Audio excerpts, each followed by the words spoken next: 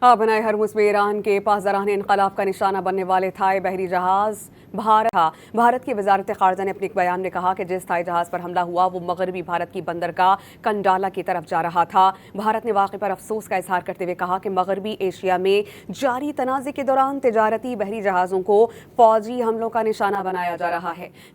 بیان میں یہ بھی کہا گیا کہ اس تنازع کے ابتدائی مراحل میں ایسے متعدد حملوں میں قیمتی جانیں ضائع ہو چکی ہیں جن میں بھارتی شہری بھی شامل ہیں۔ حملوں کی شدت اور ہلاکت خیزی مسلسل بڑھ رہی ہے۔